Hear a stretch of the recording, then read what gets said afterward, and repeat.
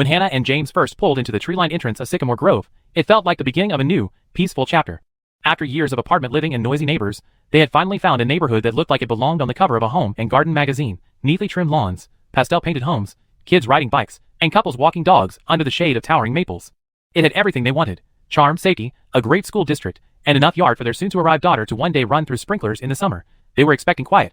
What they got was anything but dot on their second day in the house. Before the boxes were even fully unpacked, a woman knocked on their door with a clipboard in hand and a fixed smile that never quite reached her eyes. She introduced herself as Karen, the president of the Homeowners Association, and proceeded to rattle off a list of reminders about neighborhood standards. Trash bins must be returned from the curb within 2 hours of pickup. Holiday decorations must be pre-approved. Fences must remain neutral in color. No exceptions. Hannah and James nodded politely, eager to make a good impression. Karen didn't ask how their move was going. She didn't ask how far along Hannah was. She didn't ask much of anything, really. She just smiled that smile, turned on her heel, and strode away. At first, they laughed it off. Every neighborhood has a Karen, right? But soon it was clear this wasn't your average nosy neighbor situation. It started with small things. A citation for leaving their recycling bin out too long, 12 minutes, according to the timestamp photo Karen emailed them. A notice about the wreath, which Karen deemed too large and potentially hazardous if dislodged by wind. Then came complaints about the color of their backyard fence, which had been painted by the previous owners and had passed HOA inspection years before. The notices were always written in stiff, formal language, referencing obscure sections of the HOA bylaws. They were always accompanied by photos. And they always arrived within 24 hours of the supposed violation. James checked their cameras. Karen wasn't just filing reports, she was watching them. Literally. Hannah was 6 months pregnant and already dealing with swollen ankles, Braxton Hicks contractions, and the emotional roller coaster of preparing to become a first-time mom. The last thing she needed was the stress of neighborhood politics. But Karen seemed to thrive on tension. Hannah started noticing her pacing the sidewalk in front of their house, sometimes holding a phone, sometimes holding what looked like a small recording device. One afternoon, she caught her standing behind a hedge, scribbling on a notepad as Hannah trimmed the lavender bushes in the front yard. Then came the rumors. It started subtly. A neighbor casually asked Hannah when she was due, then followed it up with, "Karen says you're a little theatrical about the whole pregnancy thing. But you look great." Another mentioned that they heard Karen say something about Hannah faking it for sympathy. Hannah was stunned. She wasn't just being targeted with violation notices, her personal life was being dragged into the dirt. When she tried to address it calmly, Karen responded with smug denial. "I would never say something like that. But you know how people talk. Maybe if things were handled more by the book, we wouldn't have these issues." She said it with a smile. James wanted to fight fire with fire, but Hannah, ever the planner, told him to wait. "Let's document everything," she said. "No outbursts. No drama. Just facts." They began saving every email, notice, and voicemail. James installed high-resolution cameras, this time catching Karen photographing their backyard from the sidewalk with a zoom lens. They reported the harassment to the HOA board, but Karen had them wrapped around her finger. Her position as president gave her free rein to speak for the association, and the few board members who might have disagreed kept their mouths shut. Others were more vocal supporters, residents who had either lived under Karen's thumb too long or benefited from her selective enforcement. Things came to a head at the annual Sycamore Grove Summer Barbecue, an event where neighbors gathered in the community park for grilled burgers, lemonade, and awkward small talk. Hannah hesitated to go, but James insisted they show their faces, remind everyone they were real people, not rule-breaking villains. They showed up with a pie and a smile, and for the first hour, it seemed like they might blend in. A few neighbors even expressed sympathy. One admitted that Karen had been watching their lawn, too, measuring grass length. Another said she'd been reported for using a hammock without written permission. It felt like the tide might be turning. Then Karen arrived. She made a beeline for them, wine glass in hand, loud enough to draw attention. "Lovely to see you here. I assumed you'd be too busy reorganizing your flower beds again." People laughed nervously. Hannah bit her tongue, but Karen didn't stop. "You know, there's something to be said for people who read the community guidelines. They protect everyone, especially children. Of course, if there is a child. Who really knows?" Silence. Hannah stared at her. "I'm 6 months pregnant, Karen." Karen's smile turned sharp. "So you say." That was the moment James nearly lost it. He stepped forward, but Hannah held his arm. "Not here," she whispered. They left early, shaken but more resolved than ever. The next week, things got worse. A formal violation letter came for inappropriate and disruptive behavior. At the community event, Karen posted a thinly veiled message on the neighborhood message board about emotional outbursts and fabricated stories for attention. Someone egged their mailbox. Then, as if on cue, the security system captured footage of a drone hovering above their backyard at night. 2 nights later, another drone. Then a black SUV idling across the street with tinted windows. They contacted the police, who said unless the drone entered their home or visibly recorded illegal footage, there was little they could do. But the officer did agree. It was disturbing. Hannah began compiling a folder, then 2, then an entire binder filled with every incident, photo, video clip, and correspondence. James labeled a hard drive and backed everything up twice. They weren't just documenting now, they were preparing for war. Then came the HOA emergency meeting. IT was called with only 2 days' notice, with Karen claiming there were urgent compliance issues that needed to be addressed. Suspicious but curious, Hannah and James attended. The room was packed, the mood tense. Karen stood at the front, clipboard in hand, Flanked by her two most loyal board members, she launched into a speech about maintaining neighborhood standards, protecting property values, and dealing with elements that refuse to integrate peacefully. Her eyes darted to Hannah and James more than once. When Hannah raised her hand to speak, Karen waved her off. This isn't a forum for individual complaints. But Hannah stood anyway. I think the community deserves to know the kind of harassment being passed off as leadership. Karen's expression changed. Sit down, Hannah. No. You don't get to tell me what to do, Hannah said. Karen walked over to her. Fast. Too fast. Without warning, she slapped Hannah across the face. Gasps filled the room. One man dropped his coffee. A woman screamed. James lunged forward, caught between pulling Karen away and making sure Hannah was okay. Hannah didn't cry. She didn't scream. She just stood there, one hand on her cheek, and said, Thank you. That's the last piece I needed.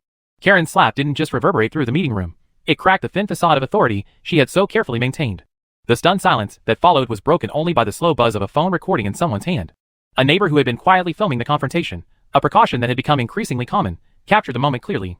There was no ambiguity, no editing needed. Karen had crossed a line. Within 24 hours, Hannah filed a police report for assault. The officer who took the statement asked if she wanted to press charges. She did. But that was just the beginning. The following week, Hannah and James filed for a restraining order. At the hearing, their binder, neatly tabbed with dates, citations, screenshots, and video stills, spoke louder than any testimony could. The footage of the slap was played in court. So were drone clips, Karen's emailed accusations, and a recording from a doorbell camera of her pacing outside the house, muttering about keeping this neighborhood clean. Karen's attorney attempted to paint her as a misunderstood but passionate community advocate. A little overzealous, maybe, he offered, but certainly not dangerous. The judge didn't buy it. The restraining order was granted immediately and extended to cover the couple's property line and any future HOA-related interaction. Karen was forbidden from initiating any communication with Hannah or James. More importantly, the judge ordered an inquiry into the HOA's conduct. That ruling was the first crack in the wall. With Karen legally distanced, neighbors began talking more freely. One by one, residents came forward with their own stories. A retired couple who had received a violation for having unapproved wind chimes. A single mother whose toddler's sidewalk chalk art was deemed graffiti. A young man whose Halloween decorations were called gang symbols by Karen in an email. And then came the real bombshell. An anonymous tip, later confirmed by a hired investigator, revealed that Karen had used HOA funds to pay for private surveillance. She had contracted a security firm not just for property monitoring, but for targeted observation of Hannah and James's home. The contracts included invoices for night vision equipment, thermal imaging scans, and high-powered audio surveillance. It wasn't just unethical. It was criminal. With this new evidence, Hannah's legal team filed a civil suit alleging invasion of privacy, misuse of HOA funds, harassment, and emotional distress. They named Karen personally, as well as the HOA board members, who had enabled or ignored her behavior. Karen's legal defense began to crumble. Her allies on the board quickly distanced themselves. One resigned and agreed to testify. Another submitted an affidavit claiming he'd been pressured and manipulated into silence. The entire board came under scrutiny. Meanwhile, Hannah, now 8 months pregnant, moved steadily and quietly through each legal proceeding. She kept her composure, never reacting to Karen's attempts at deflection or pity. Her strategy was as precise as it was deliberate. Every claim was supported by documentation. Every accusation matched with an email, a timestamped photo, or a signed statement. The community watched the drama unfold with a mix of disbelief and relief. The woman who had once struck fear into residents over mailbox paint color and grass height was now unraveling under the weight of her own abuses. A second court date was set to determine whether the HOA board would be dissolved. By that time, the civil suit had gained traction, and the local press picked up the story. An investigative journalist interviewed Hannah, blurring her face but quoting her directly. Leadership without accountability leads to tyranny. This isn't about rules, it's about dignity. Karen's mugshot appeared in the news shortly after. She was charged not only with assault but with felony-level surveillance violations. Her home was searched under warrant. Equipment was seized. Her face was pixelated across news channels for days. And while the legal battles played out in public, something quieter was happening inside the neighborhood. People began talking to each other again. The family across the street dropped off a homemade casserole. A group of residents formed a new community committee to propose amendments to the HOA charter, including term limits and transparency clauses. Children's sidewalk chalk drawings reappeared, brighter and bolder than before. Holiday decorations multiplied. A sense of cautious optimism returned to Sycamore Grove. When the judge ordered Karen's permanent removal from the HOA board and barred her from participating in any HOA leadership roles within the county, the courtroom erupted in light applause. It was rare in civil court, but the judge didn't scold it. He simply said, "Let this be a reminder, authority is a privilege, not a weapon." Karen's home went up for sale soon after. Her name disappeared from neighborhood directories. No one said goodbye. By the time Hannah gave birth to a healthy baby girl, the entire neighborhood felt transformed. What had once been a place of whispered gossip, silent judgment, and authoritarian oversight was beginning to feel like an actual community. The new HOA leadership, temporary volunteers until the official elections, focused on rebuilding trust. They dropped frivolous violations. They invited feedback. They hosted a block party that summer, complete with bounce houses, a grill station, and a craft table where kids could paint garden gnomes, something Karen had once called visual clutter. James installed a tiny wooden sign next to their mailbox. "Peace grows here." No one reported it, Hannah planted marigolds under the kitchen window, the same spot Karen had once watched from the sidewalk. She watered them every morning with her baby resting in a wrap against her chest. She no longer looked over her shoulder. Neighbors smiled and waved without hesitation. One brought over a small candle with a note. "Welcome, baby. Here's to the light returning."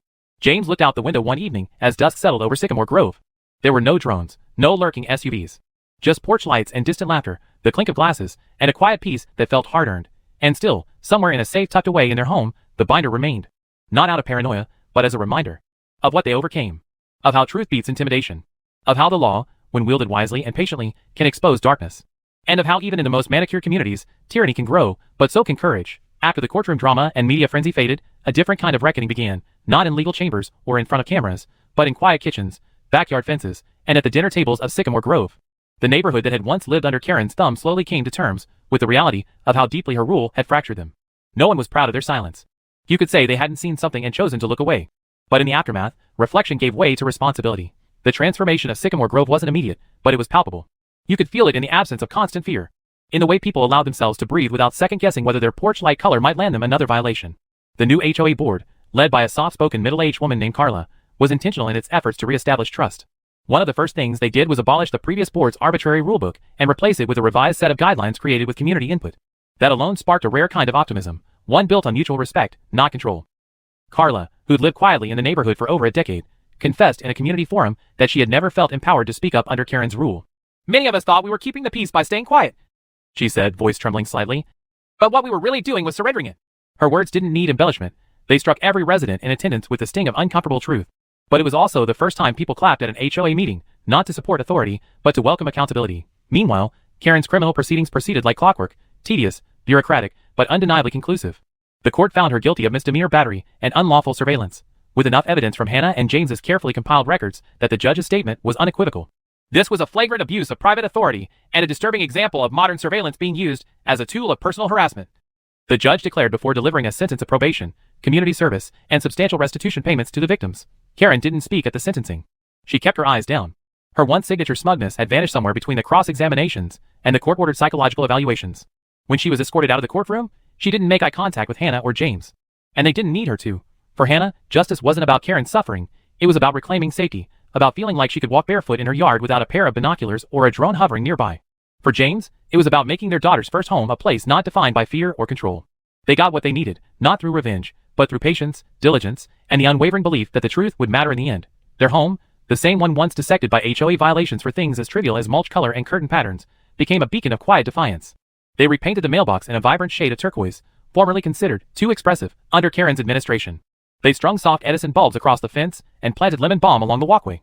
The sign by the front door, hand-painted by Hannah in her third trimester, remained in place. Peace grows here. No one had the authority to remove it now. Not anymore. Their daughter, who had been born just weeks after Karen's courtroom downfall, became a symbol of resilience for the entire community.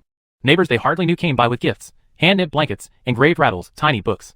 People who had once crossed the street to avoid Karen's scrutiny now dropped by just to say hello or leave handwritten notes of encouragement. And slowly, the wall between the couple and their neighbors came down, not with confrontation, but with kindness. Still, healing was not a straight path. Trauma, especially the kind tied to one's home, lingers in subtle ways. There were nights when James bolted awake at the sound of a garbage truck, instinctively thinking it was someone snooping outside. Hannah found herself flinching when an envelope was slipped into their mailbox, until she reminded herself that it wasn't a violation notice anymore, just a coupon or a thank you card. But those reminders mattered. They were markers of change, proof that the threat was gone, and they had survived. In their garage, the infamous HOA binder remained, now sealed and labeled in big black letters, documented history. It was no longer a tool of survival, but a monument of it. Occasionally, Hannah would open it, not out of anxiety, but as part of her mission to help others. When people reached out to her through forums or legal advice boards online, she shared templates for logging harassment, suggestions for how to phrase cease and desist letters, and lists of statutes homeowners often didn't realize protected them. She never offered legal advice outright, but what she did offer was just as important: validation, clarity, and proof that standing up was possible. James's blog, initially created to document their ordeal in a structured timeline, had grown into something he never expected. He began receiving dozens of messages every week, mostly from people across the country with their own Karen stories. Some were as dramatic as drone surveillance and forged violations. Others were quieter but no less damaging: constant complaints about lawn furniture, forced repainting of houses, threats of liens over kids' toys left in the driveway. All were variations of the same central problem: unchecked power with no recourse. He expanded the blog into a digital toolkit. He added a Know Your Rights section with links to housing laws in all 50 states. He created a map highlighting states that had passed or were considering HOA oversight reform. Soon, the blog had tens of thousands of readers. and he was invited to participate in local policy roundtables and HOA reform panels.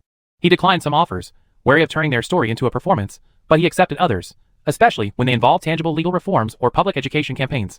The blog's tagline became a quiet rallying cry. Your home is not their weapon.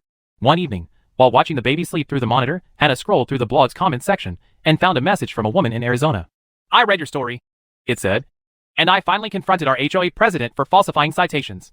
He backed down. Thank you. Hannah stared at that message for a long time, tears welling in her eyes. Not from sadness. From relief. From knowing that the spiral of powerlessness that had once consumed her had been broken, not only for herself but for someone else, somewhere far away.